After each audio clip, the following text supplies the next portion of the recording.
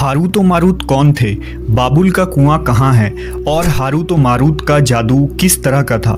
ये वो पुरअसरार सवालात हैं जिनके जवाब तो बहुत हैं और लिखने वालों ने भी बहुत कुछ लिखा है, लेकिन उन किस्से कहानियों में हकीकत को तलाश करना गहरे समुंदर से मोतियां निकालने के बराबर है। हारूत व मारूत के मुतालिक बुनियादी तौर पर दो तरह की रवायतें मिलती हैं, एक वो जो कुरान व हदीस और ताबईन के अक़वाल में मौजूद है और दूसरी वो जो तौरेत व इंजील और इसराइली रिवायतों में आती है, जबकि उन इसराइली रिवायतों को बेशतर उलमा और मुवर्रिखीन ने तायीद की है। इस वीडियो में हम उन दोनों तरह की रिवायतों और वाक़यात को मुकम्मल पेश करेंगे। रिवायतों के मुताबिक हज़रत इदरीस अलैहिस्सलाम के ज़माने में एक मरतबा आसमान और ज़मीन के दरमियान से पर्दों को हटा दिया गया तो फरिश्तों ने ज़मीन में आबाद इंसानों को देखकर ताज्जुब किया और बोले, या रब्बुल आलमीन, हम तो गुनाह के करीब भी नहीं जाते, जबकि ये बनी आदम गुनाहों में इतने मुब्तला हैं।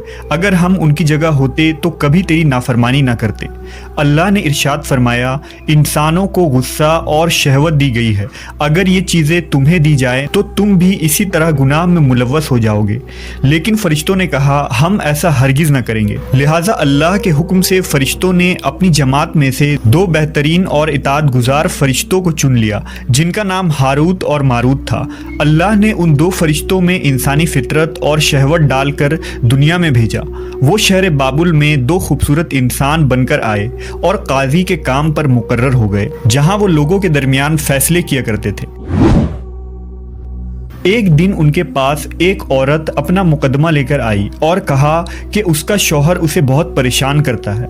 हारूत व मारूत ने जब उस औरत को देखा तो वो उसकी खूबसूरती और हुस्न से मरऊब हो गए और उस पर आशिक हो गए। उन्होंने उस औरत से जिना की ख्वाहिश की तो औरत ने उनसे कहा, तुम्हारी ये ख्वाहिश मैं तभी पूरी करूंगी जब तुम बुत की पूजा करो, शराब पियो या मेरे खाविंद को कत्ल कर दो।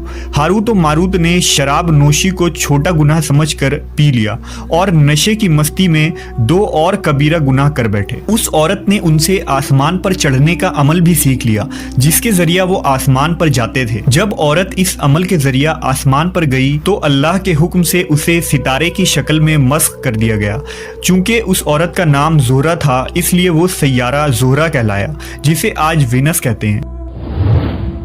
इस गुनाह की वजह से हारूत व मारूत खुद वो इसमें आज़म भूल गए जिसे पढ़कर वो आसमान पर जाते थे और बतौर सज़ा उन्हें बाबुल के एक कुएं में उल्टा लटका दिया गया, जहां वो ता क़यामत यूं ही कैद रहेंगे। ये एक इसराइली रवायत है जिसे इमाम इब्न कसीर और फ़खरुद्दीन राज़ी जैसे मुफस्सरीन अफसाना और मन घड़त कहानी करार देकर सख्ती से रद्द कर देते हैं। वहीं इमाम सयूती जैसे उलमा इस रिवायत को मुस्तनद मानते हैं। हारूत व मारूत और चाहे बाबुल के सिलसिले में एक और रिवायत कसरत से बयान की जाती है, जिसके मुताबिक एक ज़माना ऐसा था जब शहर बाबुल रुए ज़मीन पर तहजीब व तमद्दुन का मरकज़ था। यहाँ के लोग बातिल खुदा की परस्तिश किया करते थे। ये लोग अपनी किस्मत उनसे वाबस्ता समझते थे, इसलिए इल्म नजूम और इल्म फल्कियात में बड़े माहिर थे।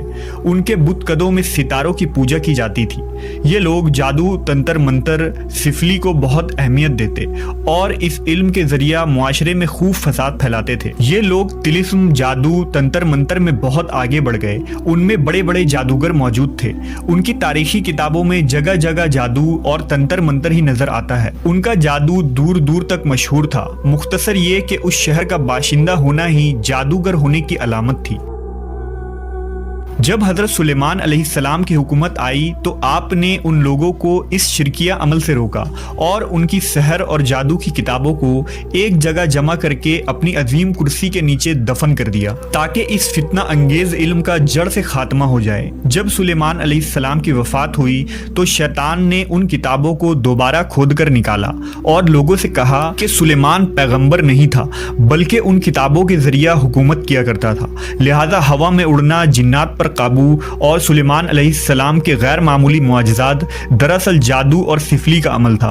बनी इसराइल ने उसकी पैरवी की और उन किताबों को पढ़ना शुरू कर दिया। लिहाजा दोबारा ये शर अंगेज इल्म इस कौम में सुरायत कर गई। अल्लाह ने सुलेमान अलैहिस्सलाम पर लगाए गए इल्ज़ाम और तुहमत की नफ़ी करते हुए सूरह बकरा में फरमाया है, اور انہوں نے اس چیز کی پیروی کی جو شیطان سلیمان کی بادشاہت کے وقت پڑھتے تھے، اور سلیمان نے کفر نہیں کیا تھا لیکن شیطانوں نے ہی کفر کیا۔ لوگوں کو جادو سکھاتے تھے، اور اس چیز کی بھی جو شہر بابل میں ہاروت و ماروت دو فرشتوں پر اتارا گیا تھا، اور وہ کسی کو نہ سکھاتے تھے جب تک یہ نہ کہہ دیتے کہ ہم تو صرف آزمائش کے لیے ہیں، تو کافر نہ بن۔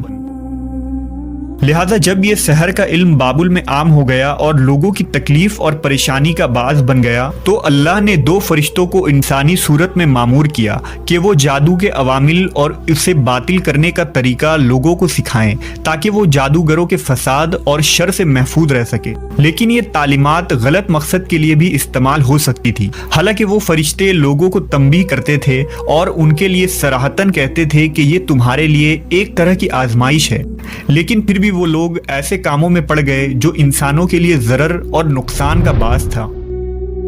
بعض عربی داستانوں میں اس کنویں کا ذکر بھی ملتا ہے جہاں کئی لوگ پہنچے اور ہاروت و ماروت سے ملاقات کر کے جادو کا علم بھی سیکھا، جبکہ بعض مورخین کا کہنا ہے کہ عراق کے شہر حلہ کے قریب ایک کھنڈر میں موجود قدیم کنواں ہے جہاں سے بابل کی سرحد شروع ہوتی تھی۔ یہ اس کنویں کو ہی چاہ بابل قرار دیتے ہیں۔ بہرحال اس واقعے سے یہ سبق ملتا ہے کہ سفلی اور جادو ایک شرکیہ عمل ہے، مگر یہ کہ اس کا استعمال فساد اور شر پسندی کے خاتمے کے لیے کیا جائے۔